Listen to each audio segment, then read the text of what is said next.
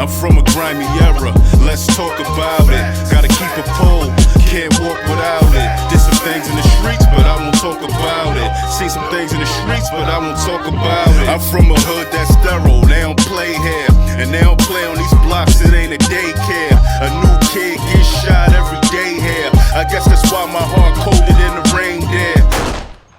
DVD Era TV back at y'all with another one. Y'all know the slogan. Today we got a very special guest in the building. Let them know who I'm speaking to. DVD Era TV, what's up? It's your boy Rell, aka Mr. Ruger, the head shooter. What's up with you, my boy? I mean, if I get shot, it's on some street shit. I've been shot before, but like shot in my... Me? What I look like? Dog, you got shot, yes, dog. Last time you been in the Bronx. They broke your hand. See, I grew up with friends, so he actually knows a little bit of truth and a little bit of history. But yeah, I did get shot on some street shit. I did get shot, and my brother. Nah.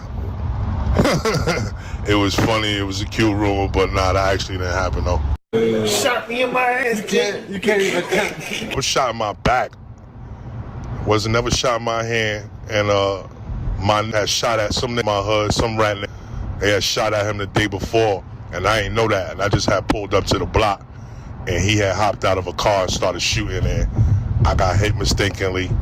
And being that we was on gangster time back then, I made him pay me for shooting me. You feel me? I made him pay me. He paid me like $25K. You feel me? And that was that.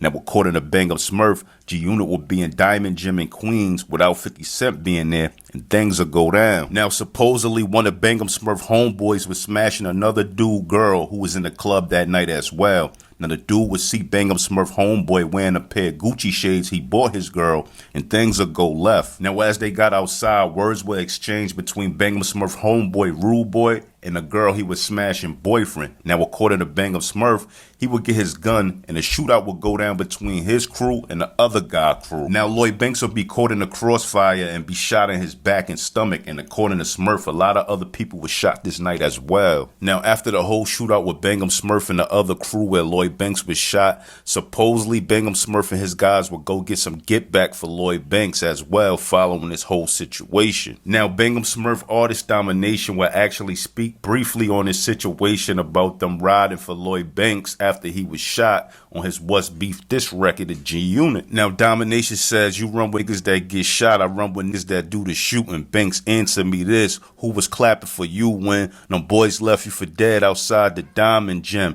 50 wasn't there, I know you don't rely on him. I'm a little tipsy, I'm a little something, you know what I mean? But I ain't off point, you know what I mean? Don't try nothing, cause I'm still on point. Now, Fab is one of the most successful rappers from the whole mixtape era. Fab kept the consumers on the edge of their seats every time we bought a mixtape with Fab on it, displaying his crazy bars and punchlines. After Fabolous rapped at DJ Clue's Hot 97 mix show with Noriega, Fabolous was signed to DJ Clue's Desert Storm record label while still being a senior in high school. Fabolous would get a big break after DJ Clue structured the deal for him at Elektra Records, and he was featured on Little Mo's hit single Superwoman 2. Fabolous would go on and drop his multi-platinum album Forgetto Fabolous, which sold over 3 million records worldwide, with singles like Can't Deny It featuring Nate Dogg, Youngin, and Trade It All. Now, with all the success Fabolous was having in the music industry, it seems like Fab still had one foot in the streets. Now, in the DVD era,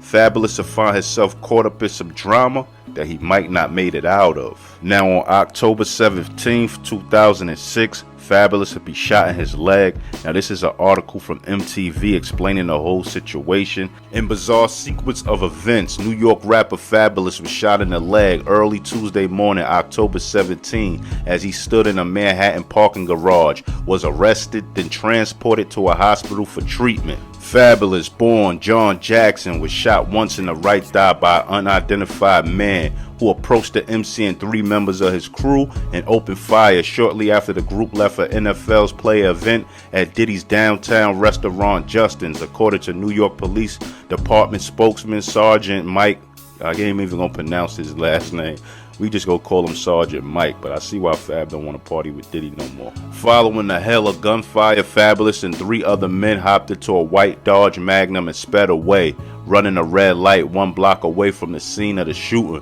which attracted attention. Police responded to calls of shots fired. Mike said the officers stopped the car, found 2 unlicensed handguns, a 9mm and a .40 caliber handgun during the search, which led to the arrest of all 4 men. Charges have not been yet filed, but Mike said they will be likely include criminal possession of a weapon. As police continue to search for the shooter, Fabolous was taken to a local hospital for treatment and was in stable condition. A Def Jam Records spokesperson could not be reached for a comment at press time. In March 2003, Fabolous was arrested and charged with criminal weapon possession after police stopped the van he was riding in and found a loaded 9mm gun. At this time, the rapper said he planned to sue the city for $5 million for what he claimed was a damage to his career. Now, around this time, Fabolous and his Street Fam crew name will come up in a lot of situations, and you know they was out partying, living that nightlife at this time.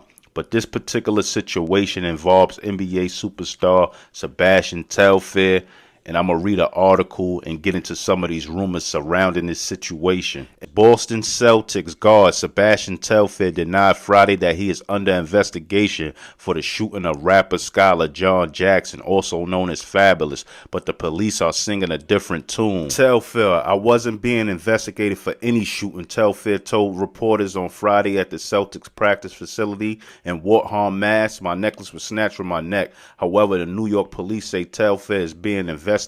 We're investigating whether the connection between the reported robbery and shooting, New York Police Department spokesman Paul Brown told the Associated Press earlier this week. The 21-year-old Telfair had a $50,000 chain ripped off his neck early Tuesday morning outside Justin's, a nightclub owned by hip-hop mogul Sean Diddy Combs. 20 minutes later, Jackson, 28, was shot and wounded in the left thigh outside a club. Now, if I'm not mistaken, one article said he was shot in his left leg and the other article said he was shot in his right leg. But anyway, you know, these articles make mistakes just like us. So anyway, now when Sebastian Telfair is asked about this situation, he denies it. He denies any involvement with it. Queens Flip asked him about it on the Flip the Script podcast, and he denied any involvement. But you know, after Fab was shot, he went on to make his From Nothing to Something album with singles like Make Me Better featuring Neo and Baby Don't Go. And even to this day, he's still looked at as an OG of New York, you know, with longevity. He's still nice. He's still smoking these dudes on a track. He still got the swag. He's still a trendsetter. And you know, it's dope that he have longevity like this and got away from all the negative. Now, the reason I told this little story is because, you know, a lot of people be new hip-hop fans and they don't be knowing what their favorite artists go through. Right now, cooling out with my smack DVD. Dipset got my man, Don P with me.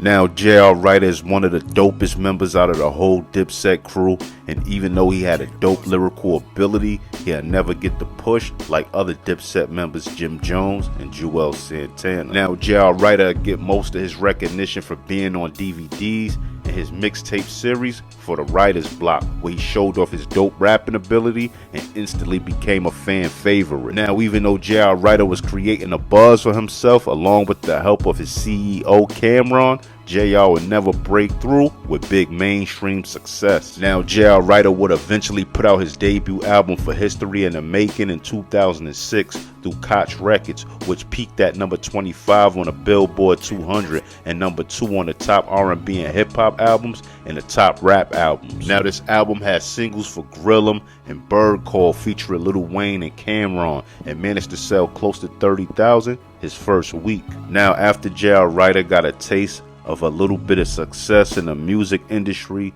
J.R. Writer will find himself in some trouble that he might not made it out of. Now, according to J.R. Writer, he said at the time he was hanging outside of a studio in the Bronx that he's been recording at for the last 2 or 3 months, and he was with about 40 guys that he'd been hanging around that time for the last 2 or 3 months, so he felt comfortable. But he said 2 guys hopped out on him and began to fire shots at all 40 of the people that he was with, and they all ran. He said he didn't run because he didn't think that was the thing to do. He thought like, yo, we 40 deep, you know what I mean? We ain't gotta run. We can either shoot it out, get it on with them or whatever. But he said when he did decide to run, it was too late. The guy fired one of the shots at him, it missed him, and the other shot hit his leg. Now he said out of all 40 of the people he was with, only one person thought to come back and get him. Now he don't know if this was a lineup or if they just got caught slipping, because he said he had his chains on and some of his homeboys had even crazier chains. You get what I'm saying? But them dudes ain't seem like they wanted to rob them. They seemed more like they was trying to kill something because they was just shooting. Now, after this situation, he said he went on to tighten his circle, and luckily, it wasn't nothing too serious. The bullet went straight through, and he was good. He was in DR a couple days later or whatever, and he was good. Now, this whole shooting incident actually happened in October 2009. Now, I found an article on this where J.R. Writer explains things a little better, and it's actually from the XXL magazine on their website, so let's get into it.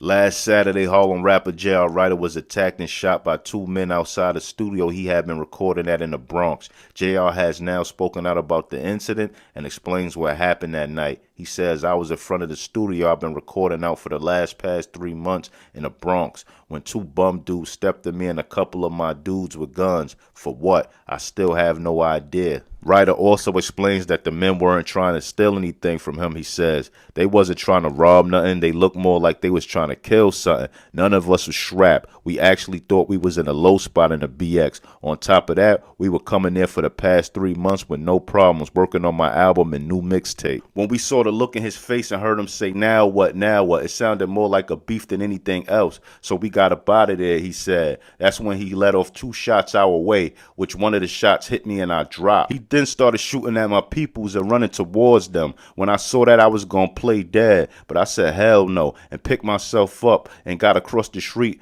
to where my dog Platt was running back towards my way. The shooter looks back and see me limping across the street with my dog Platt and start running towards us like he was going to finish me off until I heard police sirens and he ran off. Now this whole situation definitely could have been a lineup. Just because you with 40 guys don't mean they all care about you. You know, half of the time when you with that many people, it'll be friends of other friends and all that. So if it's 40 guys there, 9 chances out of 10, half of them don't really rock with you like that.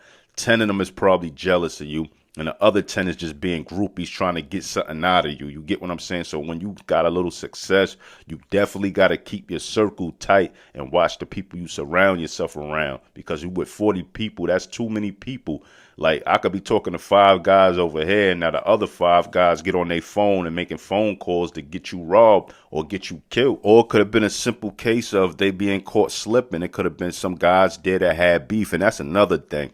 The more people you expose yourself around and hang out around with, you take on their problems. Now, say some guys that was there did something to the 2 guys that pulled up on them and started shooting prior to this situation, and they was retaliating. He said when they pulled up, they like, what now? What now? So it's like you don't even know what beef these guys got, and you just surrounding yourself around them. When you got a little success, you achieve something. You get what I'm saying? So you got to tighten it up. But, you know, J.R. Writer's alive and well.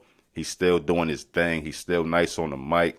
He still get busy. And luckily, he's still around to be able to talk about the situation. But anyway, if you're a fan of these old hip-hop stories, tell a friend about my page. Like, comment, subscribe, and hit that notification bell. I'm out. 1.